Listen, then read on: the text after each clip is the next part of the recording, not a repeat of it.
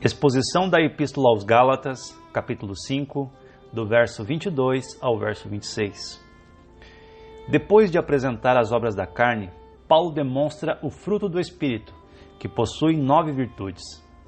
Importante ressaltar que o fruto do Espírito não é algo que o homem possa produzir, mas é a presença e o domínio do Espírito Santo em nós. Vejamos quais são essas virtudes elencadas por Paulo.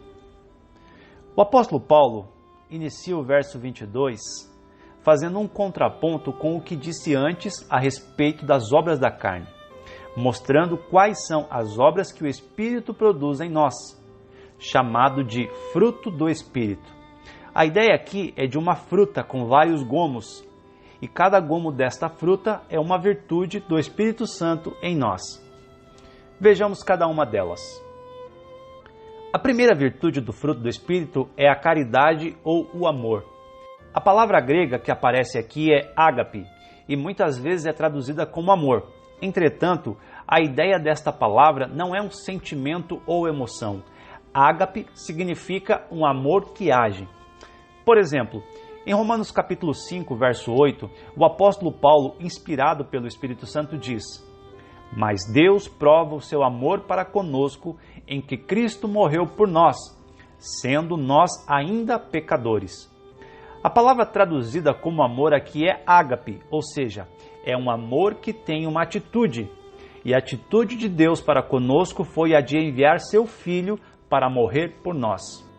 Paulo está nos ensinando que aquele que tem o fruto do Espírito na sua vida, ele tem atitudes de amor. Isto é, essa pessoa busca o interesse e o bem de outra pessoa, sem querer nada em troca. Poderíamos ainda lembrar do amor demonstrado na parábola do samaritano, descrita em Lucas capítulo 10, do verso 25 ao verso 37, onde Jesus nos ensina a sermos como aquele samaritano. O segundo gomo deste fruto do Espírito é gozo, que se refere àquela pessoa que possui uma sensação de alegria no seu ser. E essa alegria não está baseada nas coisas desta vida, mas na graça, promessas e presença de Deus em sua vida. Ou seja, a pessoa que tem essa virtude do Espírito não é queixosa de tudo, desanimada para tudo e desesperançosa. Ela é alegre no Senhor. Preciso aqui lembrar as palavras de Paulo em Filipenses capítulo 4, versos 12 e 13, que diz: "Sei estar abatido e sei também ter abundância. Em toda a maneira e em todas as coisas estou instruído, tanto a ter fartura como a ter fome, tanto a ter abundância como padecer necessidade. Posso todas as coisas naquele que me fortalece." Paulo está dizendo que pode ter muito ou pouco, e que Deus o fortalece no muito e no pouco. Ou seja, as circunstâncias da vida não são um impedimento para ele adorar a Deus. Perceba que Paulo não está ensinando algo que é teórico, mas sim algo que é prático em sua vida. E da mesma forma, nós que estamos recebendo este ensino das Sagradas Escrituras, precisamos aplicá-lo no nosso dia a dia. Pois a doutrina bíblica não é um conjunto de conhecimentos mentais, mas sim um conjunto de práticas de vida. Deixe-me abrir um parênteses aqui para lhes dizer que existem duas expressões que precisam estar bem vivas em nossa consciência. Uma é a expressão ortodoxia, que significa o conjunto de doutrinas corretas. E essas doutrinas surgem da Bíblia, sem invenções, acréscimos ou novas revelações, somente as Escrituras, como defenderam os reformadores. E a outra expressão é ortopraxia, que significa a conduta correta, pois não adianta somente ter o conhecimento do que é correto, precisamos praticar o que é correto. E o ensino sobre as obras da carne e o fruto do Espírito é justamente para sabermos intelectualmente o que é certo e errado e praticarmos o que é certo. Neste momento, eu tomo a liberdade de te convidar a orar junto comigo para que Deus lhe dê graça, abandonar as obras da carne e praticar as virtudes do Espírito.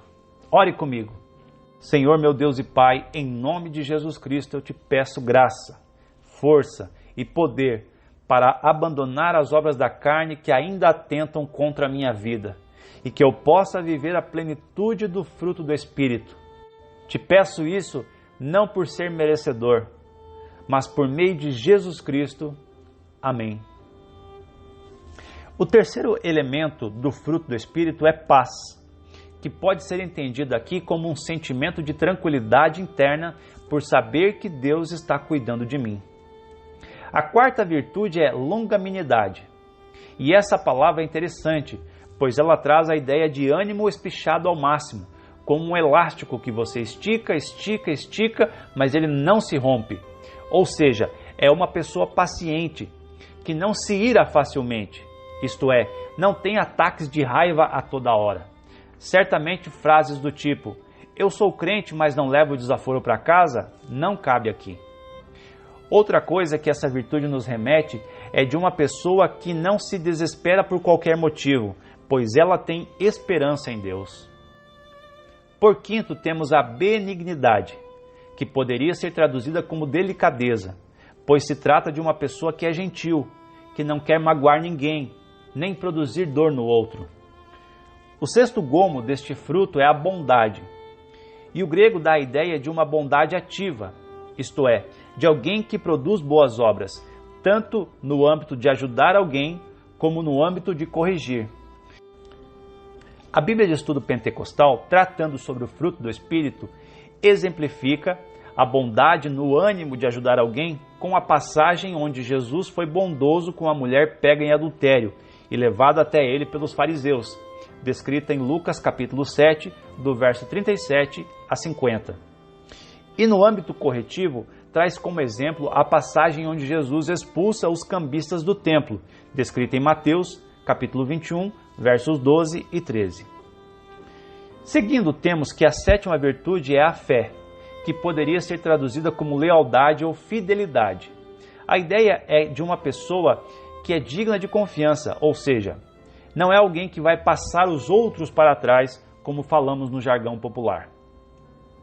A oitava e penúltima virtude elencada por Paulo é mansidão, que se refere a alguém que tem moderação, tranquilidade, que sabe se irar com justiça, quando assim for necessário, e sabe ser humilde.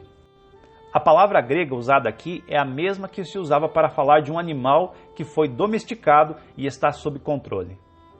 Por fim, a nona e última virtude que faz parte do fruto do Espírito é temperança, que poderia ser traduzida como domínio próprio, e significa alguém que tem autocontrole sobre seus próprios desejos, paixões e apetites.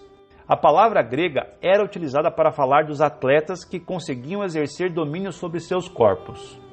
Paulo, no verso 23, declara que contra as virtudes do Espírito não há lei, isto é, não há uma lei que o impeça de fazer isso, pois elas não estão em conflito com a lei judaica.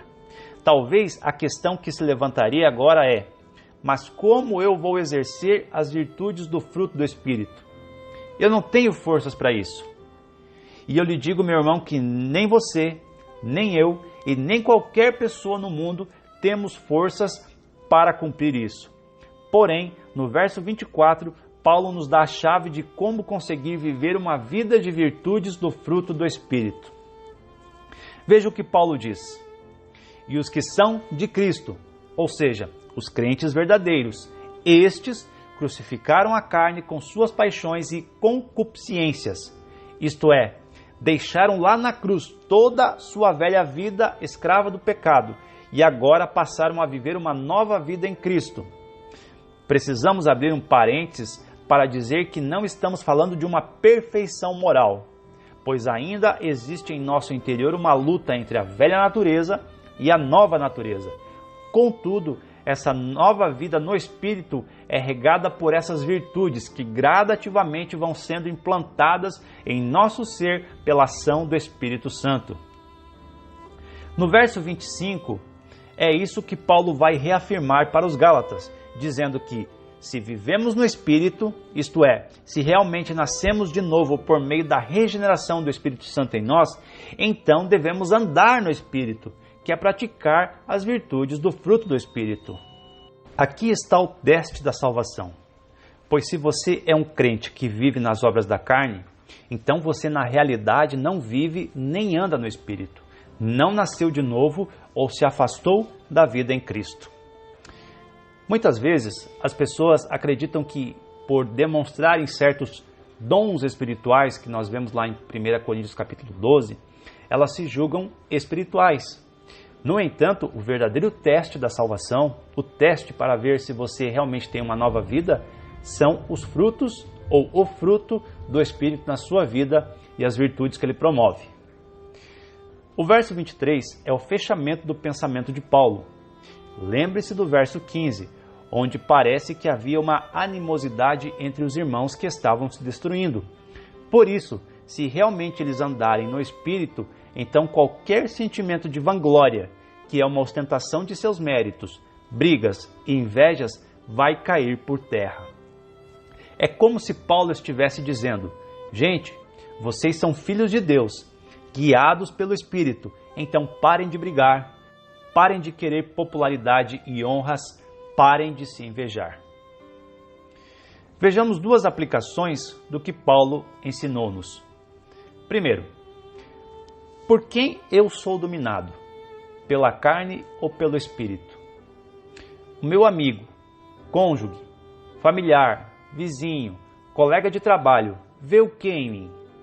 Ele vê alguém que exala rancor, ódio, usa palavras obscenas, é malicioso, não se dá bem com ninguém?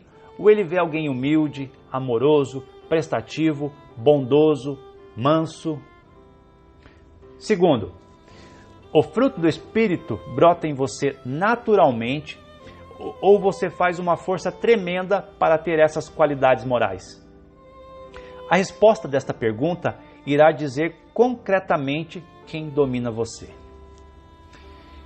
Concluindo, meus irmãos, a verdade é que o Espírito Santo nos constrange e nos dá limites, digamos assim.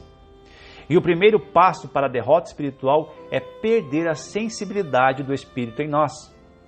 Devemos fugir dos legalismos religiosos, mas estar sempre atentos à voz íntima do Espírito Santo.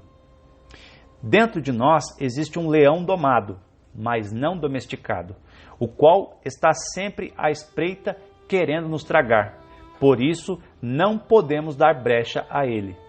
Martinho Lutero dizia o seguinte: eu achava que o velho homem tinha morrido afogado nas águas batismais. Porém, descobri que o infeliz sabia nadar e agora tenho que matá-lo todos os dias. Pense nisso. Que a graça e a paz de nosso Senhor Jesus Cristo esteja com todos nós. Amém.